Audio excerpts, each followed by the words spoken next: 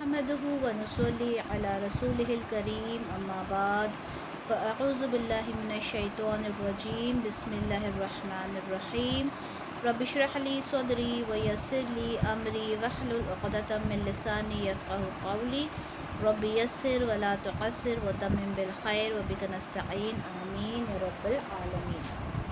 अल्हम्दुलिल्लाह, हमने हमारी जो लास्ट क्लास थी उसमें हमने एक और मुरक्कब नाक़िस पढ़ा था और वो हमने पढ़ा था मुरक्कब तौसीफ़ी। ठीक है, तो जिन बच्चों ने नोट्स बनाना है या क्लास अटेंड नहीं की उनको मैं एक बार समझा देती हूँ कि मुरक्कब नाक़िस क्या होता है। अगर हम बात करें मुरक्कब नाक़िस, मुरक्कब नाक़िस जैसे हम इंग्लिश में कहते हैं फ्रेगमेंट्स। यानी अगर हमने कहा अ कप ऑफ टी, ठीक है, a cup of T, a bunch of flowers, ये क्या है? ये फ्रेगमेंट्स हैं, यानी ग्रुप ऑफ वर्ड्स तो हैं लेकिन कंप्लीट सेंस नहीं देते। जब कंप्लीट सेंस नहीं देते तो उन्हें फ्रेगमेंट कहा जाता है। ठीक है, और अरबी में उसे मुरक्कब नाक़िस, नाक़िस बोलते हैं इनकम्प्लीट को, इन्हें मुरक्कब नाक़िस कहा जाता है। हमने मुरक्कब नाक़िस एक पढ़ा था मुरक्कब इशारी, मुरक्कब इशारी। ठीक है, आप लोग प्रीवियस रिकॉर्डिंग देख लीजिएगा कि हमने मुरक्कब इशारी में ये पढ़ा था कि एक इशारा होता है, ठीक है, एक इस्मुल इशारा होता है और दूसरा मुशारुन इलैहि होता है। ठीक है, ज़ालिकल किताबु, और ये अल के साथ होता है, ये वाला इस्म हमेशा अल के साथ होता है। अल्हम्दुलिल्लाह, ये हमने पढ़ लिया था। आज हम लोग एक दूसरा मुरक्कब पढ़ेंगे। अब जैसे मैंने आप लोगों से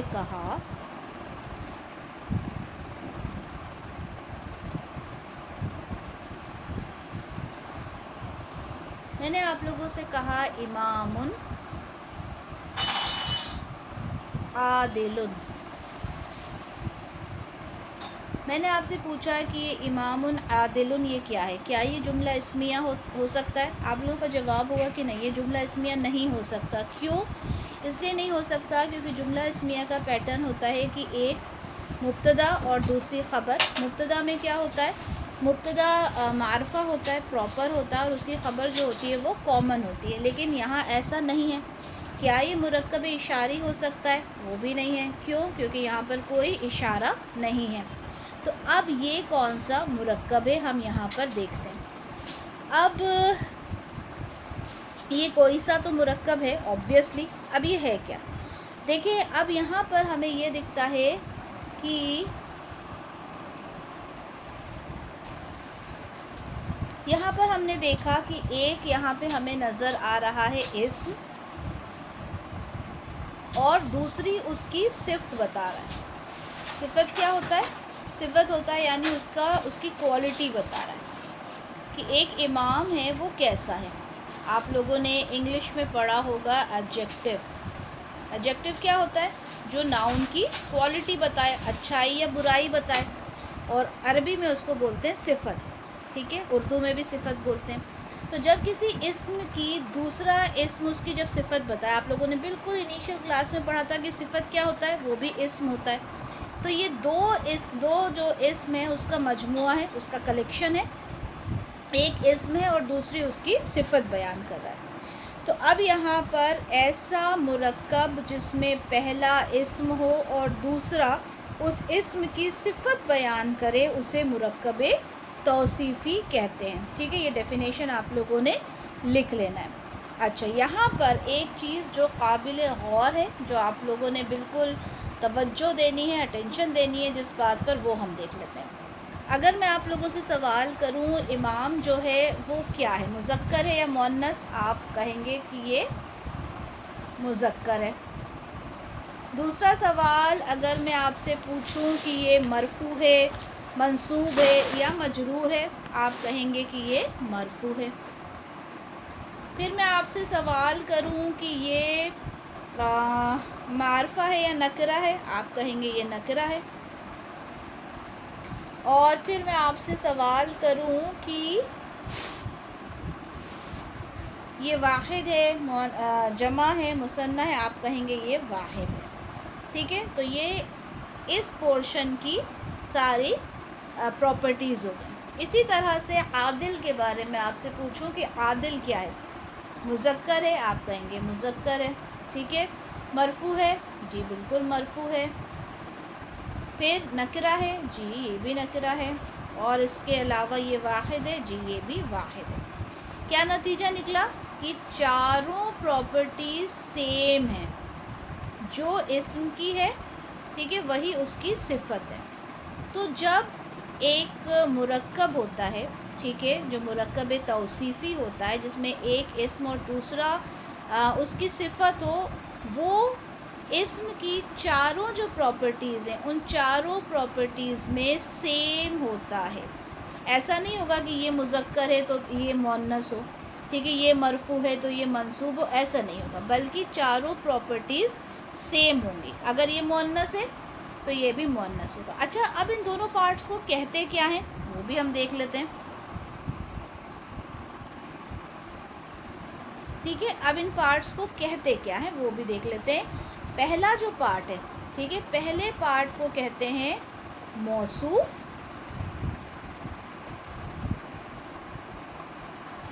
ٹھیک ہے، اور دوسرے پارٹ کو کہتے ہیں صفت۔ تو یہ کہلاتا ہے موصوف صفت۔ ٹھیک ہے، صفت ہمیشہ دوسرا والا جو پارٹ ہوتا ہے وہ اس کی صفت ہوتی ہے۔ پہلے موصوف آتا ہے اور پھر اس کی صفت آتی ہے۔ ٹھیک ہے، تو مرکب توصیفی کے امپورٹنٹ آپ نے پوائنٹس کیا لکھنا ہے؟ مرکب توصیفی دو پارٹس کا مجموعہ ہوتا ہے، ایک موصوف اور دوسری اس کی صفت ہوتی ہے، چاروں پراپرٹیز سیم ہوتی ہیں، اور چوتھا پوائنٹ لکھیں گے آپ کہ ترجمہ کرتے وقت ہمیشہ صفت کا ترجمہ پہلے ہوگا۔ ترجمہ کرتے وقت ہمیشہ صفت کا ترجمہ پہلے ہوگا۔ اب یہاں پہ صفت کیا ہے آپ لوگ جانتے ہیں، عادل صفت ہے نا۔ عادل کا مطلب کیا ہوتا ہے؟ عدل کرنے والا، عدل کرنے والا، اور امام، امام ہی ہوتا ہے نا۔ تو عدل کرنے والا امام، یہ اس کا ترجمہ ہوگا۔ ٹھیک ہے، اسی طرح سے اگر اچھا ہاں ایک اور بات، اگر میں آپ سے پوچھوں کہ اس مرکب کا اعراب کیا ہے تو آپ کہیں گے کہ یہ مرکب مرفوع ہے۔ اگر میں یہاں پر یہ کہتی امام عادل، میں پوچھتی اس کا اعراب کیا ہے، آپ کہتے یہ مجرور ہے، پورا مرکب، ٹھیک ہے، اور صفت کا اپنا کوئی اعراب نہیں ہوتا، وہ ہمیشہ اپنے موصوف کا اعراب فالو کرتا ہے۔ انڈرسٹوڈ؟ اچھا، ابھی ایک اور چیز دیکھ لیتے ہیں کہ کس طرح سے پوری طرح سے جو صفت ہوتی ہے وہ اپنے موصوف کو فالو کرتی ہے۔ یہ دیکھتے ہیں ابھی۔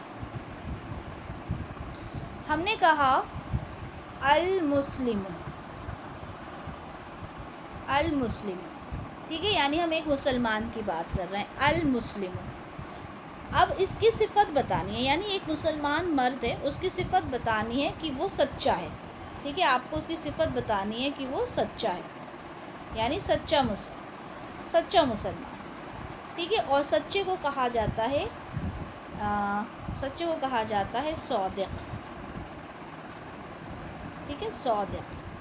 اب مجھے یہ کہنا ہے کہ المسلموں کی آپ نے صفت یہاں پہ لکھنی ہے، ٹھیک ہے، تو کیونکہ یہ معرفہ ہے نا، تو صفت بھی معرفہ ہی آئے گی، صفت بھی معرفہ ہی آئے گی۔ تو صادق کو جب آپ معرفہ کریں گے تو کیا ہو جائے گا؟ الصادق، ٹھیک ہے، یہ مرفوع ہے، یہ بھی مرفوع ہو جائے گا، یہ مذکر ہے، یہ بھی مذکر ہوگا، تو اس کی صفت کیا ہو جائے گی؟ الصادق، المسلم الصادق، اگر مل کے پڑھیں گے، ملا کر پڑھیں گے تو کیسے پڑھیں گے؟ المسلم الصادق، المسلم الصادق، ٹھیک ہے، یہ میم کا جو پیش ہے یہاں سے مل جائے گا میم، ہے نا۔ اگر میں یہ کہنا چاہوں، یہ تو ایک مسلمان کی بات ہو گئی، ٹھیک ہے، اگر میں کہنا چاہوں کہ دو مسلمان سچے ہیں، دو مسلمان سچے ہیں نہیں، سوری، دو سچے مسلمان، ٹھیک ہے، ترجمہ ہی میں نے غلط کر دیا، یہ اس بات کا خیال رکھیے گا۔ ترجمہ کیسے ہوگا؟ ہم نے کہا المسلم الصادق، ٹھیک ہے، تو اس کا ترجمہ پہلے صفت کا ہوتا ہے، یہ یاد رکھیے گا، ٹھیک ہے، ٹھیک ہے، پہلے صفت کا ہوگا سچا مسلمان، سچا مسلمان، ٹھیک ہے۔ اگر میں نے کہا دو سچے مسلمان تو آپ نے کیا کرنا ہے؟ المسلمانی، اب اس کی صفت کیا آئے گی؟ پاز کریں، سوچیں، پھر بتائیں۔ الصادقانی، کیوں آئی الصادقانی؟ کیونکہ یہ ڈوول ہے تو یہ بھی، یہ ڈوول ہے تو یہ بھی ڈوول ہی ہوگا، ٹھیک ہے۔ اگر آپ نے کہنا ہے سچے مسلمان تو آپ یہاں پہ کہیں گے المسلمون الصادقون،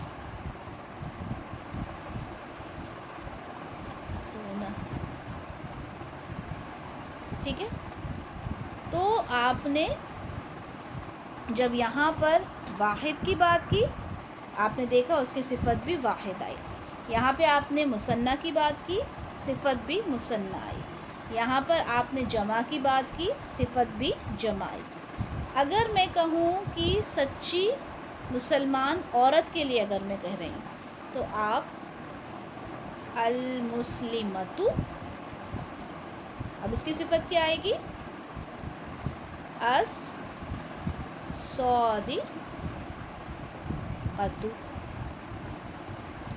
سمجھ گئے؟ اب میں کہنا چاہتی ہوں کہ دو سچی مسلمان، ٹھیک ہے، تو المسلمتان اور الصادقتان، سمجھ رہے ہیں آپ لوگ؟ اور اگر میں کہنا چاہوں بہت ساری سچی مسلمان تو کیا ہو جائے گا؟ المسلمات الصادقات،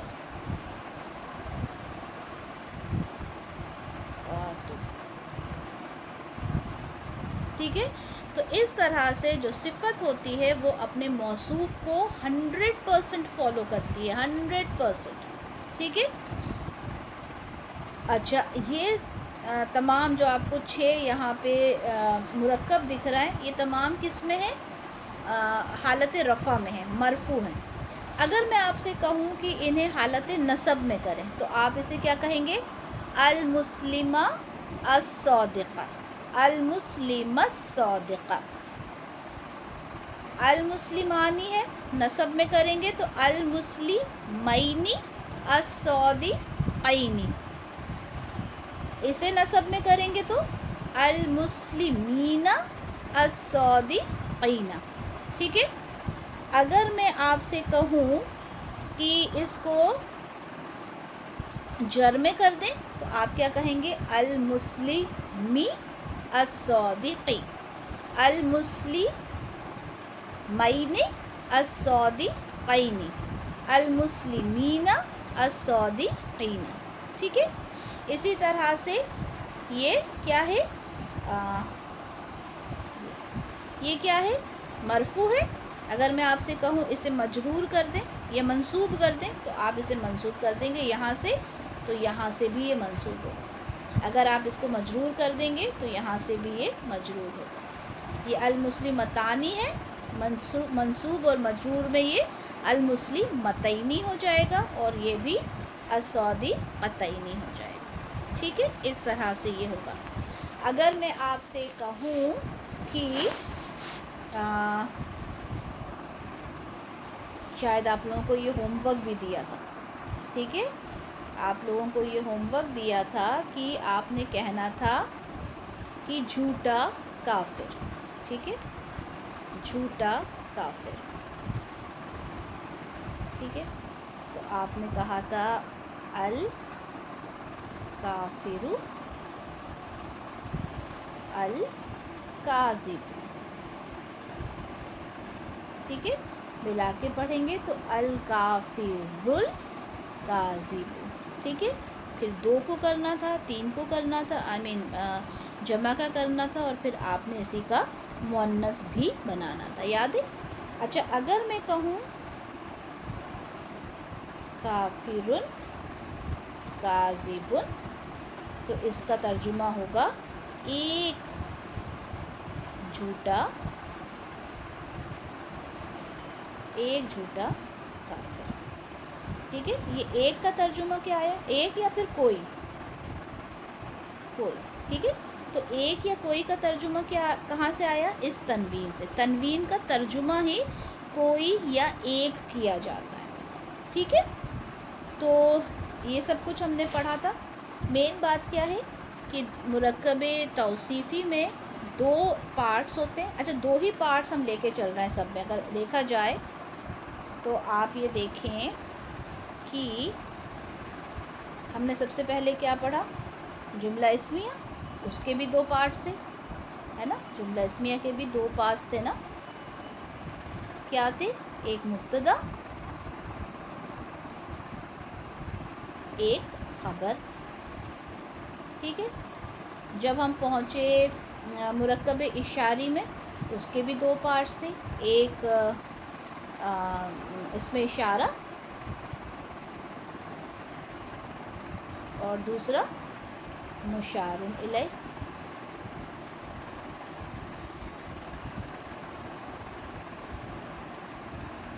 اور ابھی ہم نے جو پڑھا اس میں بھی 2 ہی پارٹس ہیں، ایک موصوف اور دوسری اس کی صفت۔ ترجمہ کرتے وقت صفت کا ترجمہ پہلے ہوگا، پھر موصوف کا، جیسے ہم نے کہا